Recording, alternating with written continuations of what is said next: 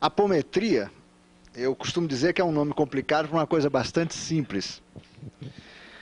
Mas é uma disciplina que vem crescendo muito ultimamente. E com razões muito interessantes, né? Por que isso está acontecendo? E a coisa tomou um certo vulto. São Paulo, se vocês pegarem os principais jornais da cidade, vocês já vão começar a encontrar nomes de apometristas que estão trabalhando para terapeutas. Em Campinas também esse fenômeno está acontecendo. É meio que uma expansão de uma atividade que também vem acontecendo muito nos Estados Unidos, na Europa, mas principalmente nos Estados Unidos. A apometria é uma coisa meio desconhecida ainda do brasileiro, mas nós vamos entender muito rapidamente do que se trata. É uma disciplina realmente, eu acho, muito importante na atualidade. Ela tem significados que vale a pena a gente conhecer e discutir. A gente vai fazer um introito para dar um certo contexto teórico a esse tipo de coisa e algumas considerações de natureza histórica também. Muito bem. Antes de existir o chamado espiritismo, né? Antes de existir o espiritismo, antes da codificação proposta por Allan Kardec, existiam os espiritistas. Você já ouviu falar nessa expressão? É o nome mais antigo do espiritismo. Antes da sistematização, esse nome era utilizado para denominar pessoas que apresentavam alguns dons considerados excepcionais, como, por exemplo, o dom de intermediar uma relação com uma inteligência incorpórea, isto é, com uma inteligência que não faz parte do nosso plano de percepção imediata, do nosso plano de sensibilidade direta, sensória ou física, né?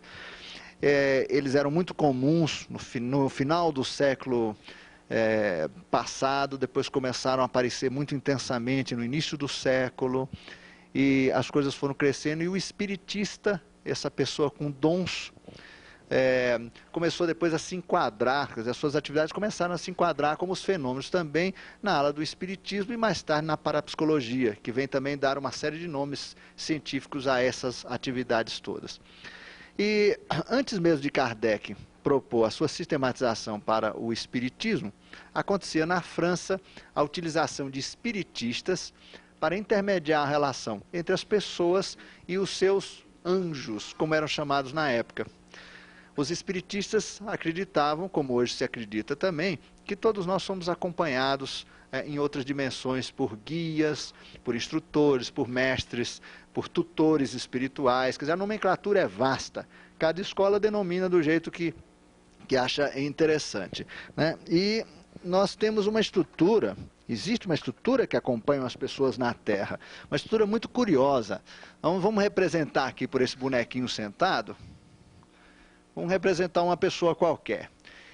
Nós temos uma inteligência que nos acompanha, ou que administra ou gerencia essa relação. A criatura com seu corpo físico, ela administra essa ligação. É também chamado em algumas escolas do anjo de cabeça, né? É uma inteligência que ela é passiva, vamos dizer, em relação à problemática da pessoa. É uma espécie de uma entidade que administra a relação dessa pessoa com seu próprio corpo. Quer dizer, zela, vamos dizer assim, pelo ser encarnado, para usar uma nomenclatura espírita. Ela, portanto, é uma inteligência incógnita. Ela apenas gerencia.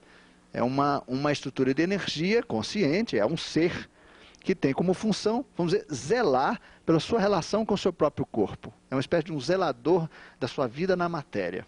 Muito bem. Mas a coisa não fica só por aí. Nós temos, nos acompanhando, 7 outros campos de energia ou 7 outras inteligências. Nós vamos numerar aqui, dessa maneira. Portanto, isso aqui não deixa de ser o 7º, né? Isso aqui é uma, vamos dizer assim, uma colocação bastante sumária. A gente sabe que existem exceções, a estrutura às vezes é mais complexa, mas de um modo geral, vamos dizer, em média, todos nós somos acompanhados por 7 outras inteligências que têm conosco relações diferentes que nós vamos ver aqui. Essa primeira criatura, ele tem conosco uma relação no campo energético. É uma espécie de banco de ectoplasma. É a criatura que regula a energia, a quantidade de energia com que estamos operando na matéria. Por exemplo, quando as pessoas experimentam sonolência fora de hora, essa entidade recolheu energia. Quando a pessoa necessita de uma vitalidade excepcional, essa criatura pode colocar energia nesse sistema. Portanto, há uma comunicação permanente, garantindo uma administração correta da energia dessa criatura que está na matéria. Ele é um banco de ectoplasma, né? Também é muito importante para os fenômenos de cura. Se nós tivéssemos que trabalhar um pouco esse tema, nós iríamos estudar essa ligação, porque ela é extremamente importante nos processos de cura e de autocura. Essa outra entidade aqui é muito conhecida como o anjo da guarda das crianças. Por quê? Ela também trabalha com energia, administra também uma certa faixa vibratória de energia das pessoas, mas com uma finalidade diferente. Ela defende o indivíduo no plano da matéria.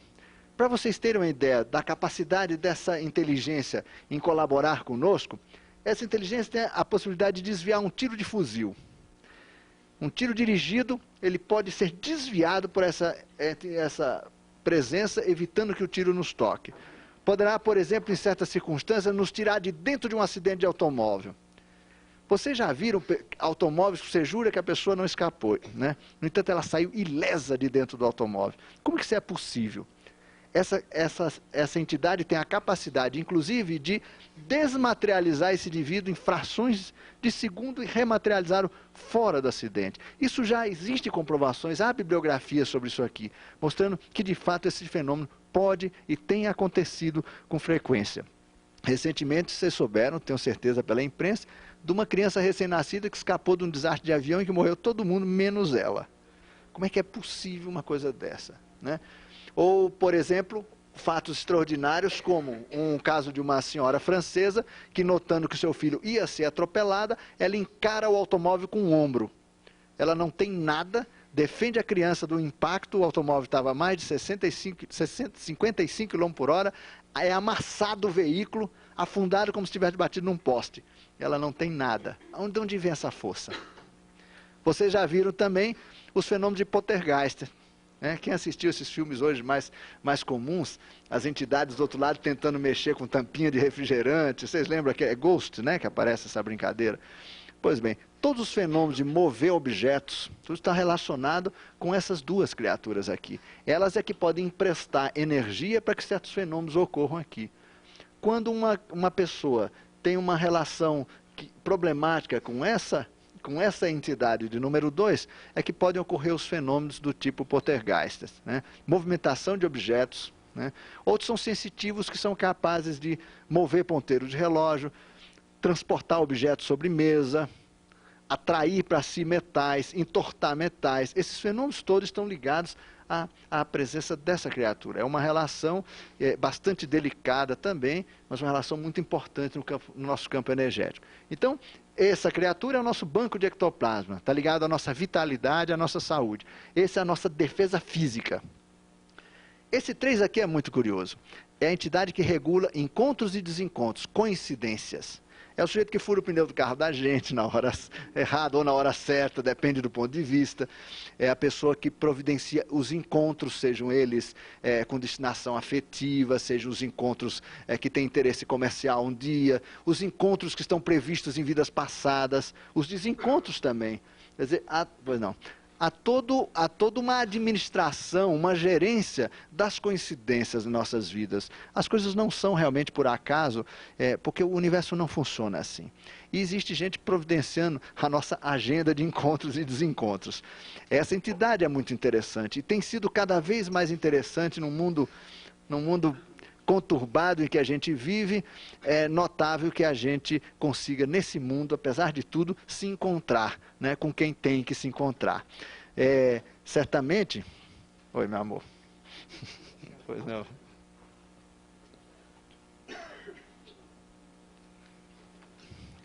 É uma entidade, inclusive, que participa das decisões relativas ao nosso nascimento, à escolha dos pais, a todo esse tipo de relação. Ela não é prisioneira de uma existência.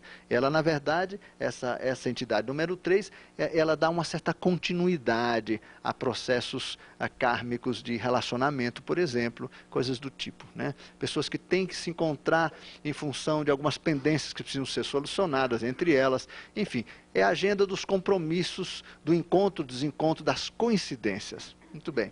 Esse outro lado aqui, nós já temos um lado de natureza um pouco diferente. Aqui é aquilo que é conhecido, por exemplo, no Espiritismo, como o guia propriamente dito. É o indivíduo que nos acompanha, nos ajudando a levar o cotidiano, o dia a dia. É aquela criatura que está muito próximo de nós, dos nossos compromissos, sejam vitais, sejam no plano da defesa pessoal, seja no plano das coincidências e também no plano das instruções superiores que estão aqui. É uma entidade, portanto, muito próxima, muito atenta e que serve também como uma espécie, vamos dizer, de elemento tradutor, um compilador das nossas relações conosco mesmo em nível profundo, das nossas relações com essas outras entidades e das nossas relações com contextos espirituais mais amplos. Né? Funciona como uma espécie de um software que interliga vários sistemas de comunicação e de linguagem e que, nos quais nós estamos, enfim, inseridos necessariamente pelo fato de estarmos ocupando um corpo na matéria. Então esse é o guia propriamente dito. É um guia muito importante, por exemplo, nos processos de autoajuda. Tem muita ligação com todos os fenômenos, por exemplo, ligados a sentimentos de culpa, sentimentos ligados ao ódio, a todos esses níveis de raiva, a insegurança. Há uma ligação estreita com essa criatura. Ela participa, portanto, muito do nosso cotidiano interno, dos nossos pressentimentos e sentimentos, da dor, da saudade. Eles nos acompanham muito de perto nesse nível de coisa. É o guia do cotidiano. Ele tem como que, vamos dizer assim, a responsabilidade de nos conduzir passo a passo, nos nossos pensamentos, nos nossos sentimentos, nos orientam, nos sopram no ouvido, dão dicas, né? É uma pessoa permanentemente ocupada com o nosso processo interior. Acompanha muito o que pensamos, o que sentimos.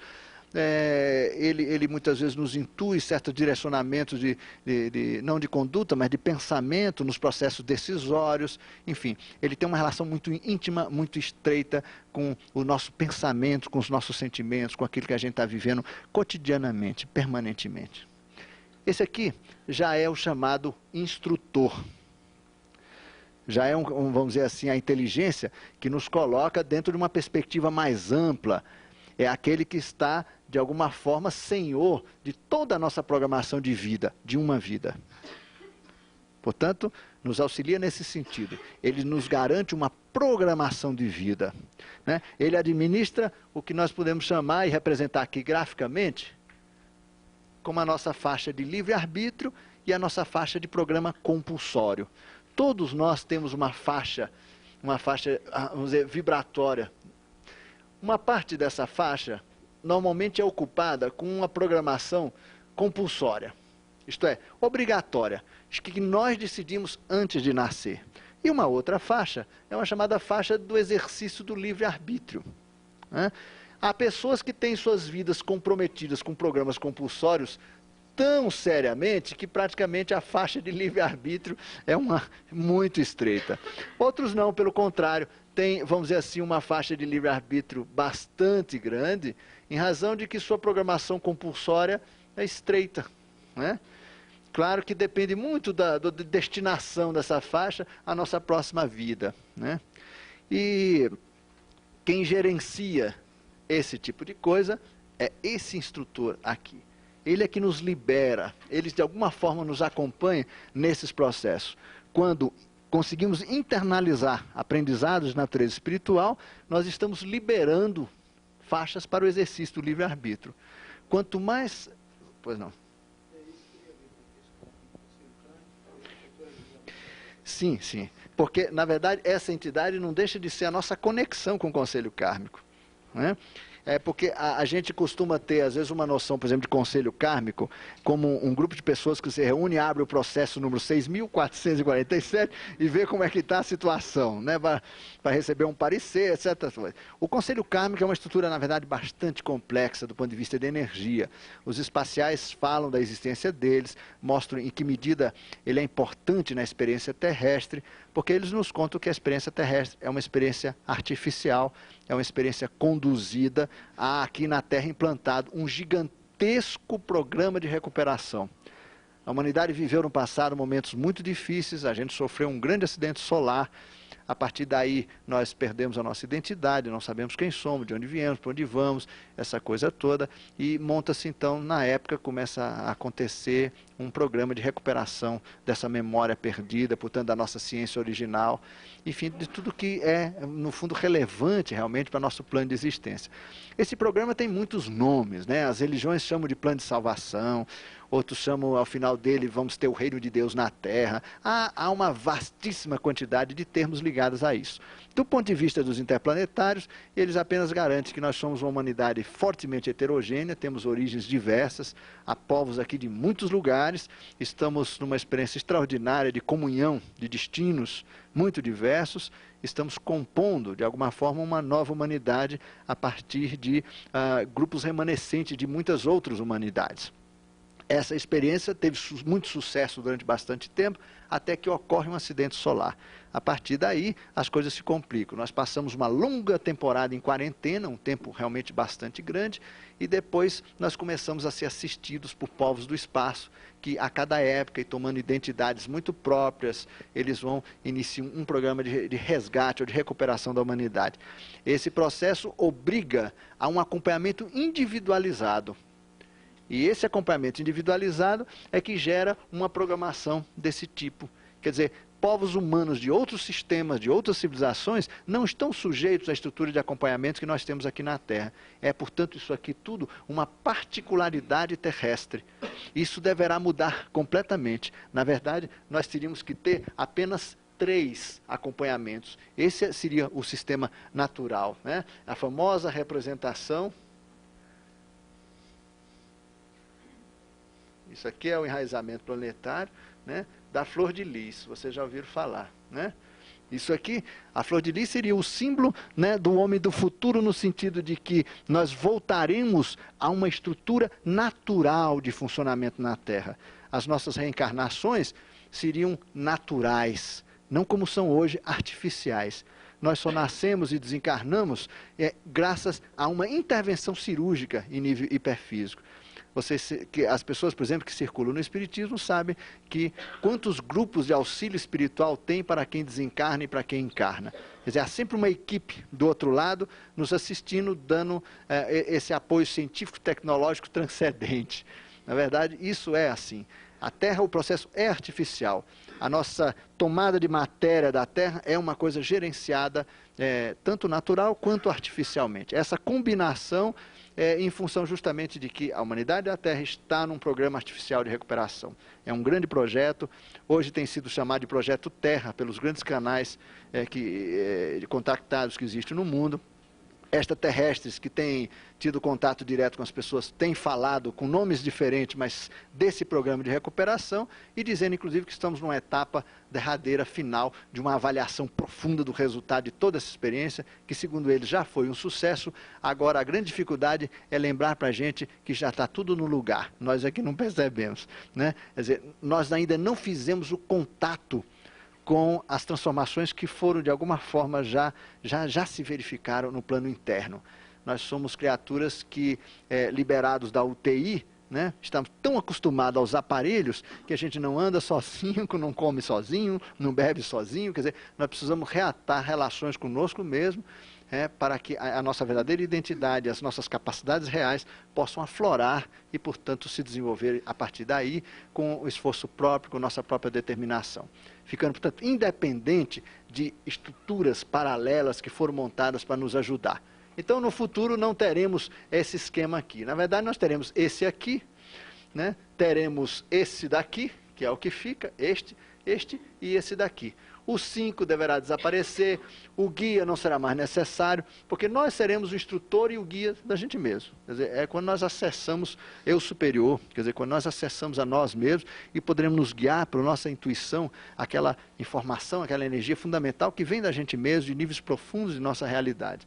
Né? E nós administraremos todas as nossas questões no plano da própria defesa, da autodefesa, pelo nosso padrão vibratório.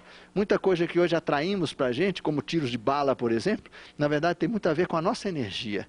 Atraímos para nós aquilo que de alguma forma está compatível com o nosso padrão vibratório.